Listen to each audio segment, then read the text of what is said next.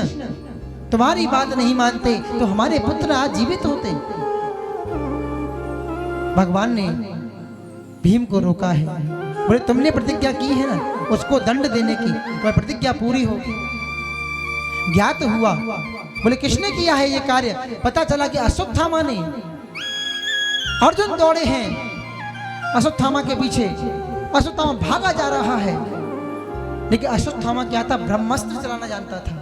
उसने ब्रह्मास्त्र छोड़ दिया है, और ब्रह्मास्त्र ऐसा अमोघ शस्त्र है, इसको चलाने वाला यदि उसको लौटाना नहीं जानता तो महाराज वो पूरी सृष्टि को नहीं पूरे विश्व को विनाश कर सकता है। वो ब्रह्मा जी का अस्त्र है।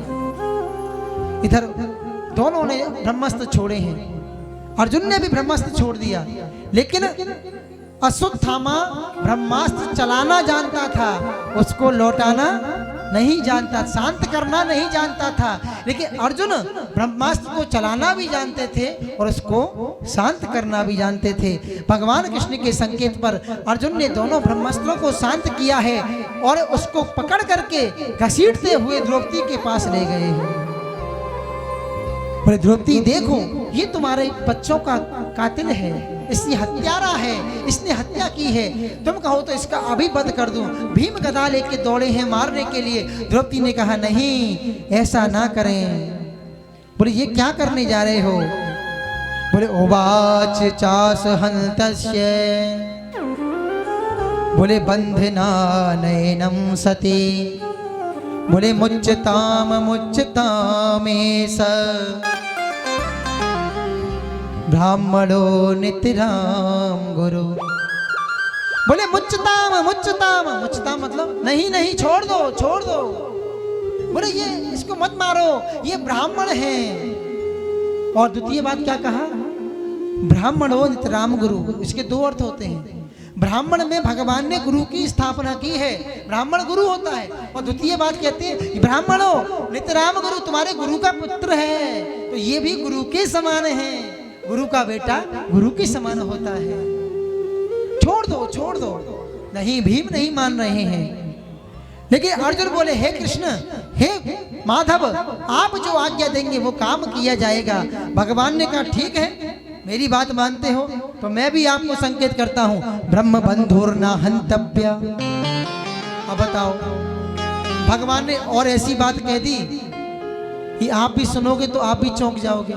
भगवान क्या कह रहे? ब्रह्म बंधुर्न हंतव्य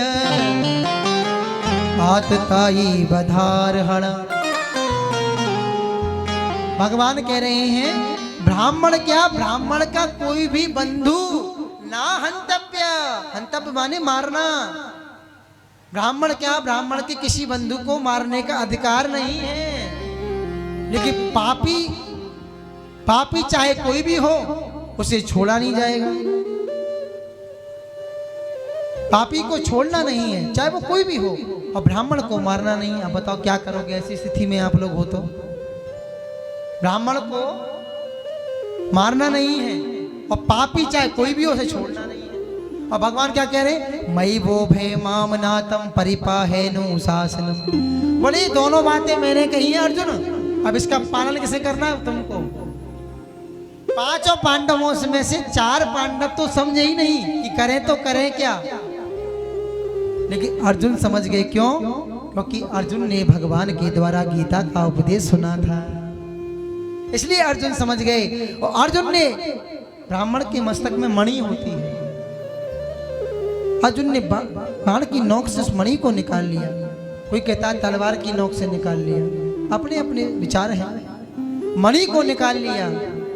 और शास्त्र भी कहता है ब्राह्मण को कभी नहीं मारना चाहिए, क्योंकि बपनम द्रविड़ादानम।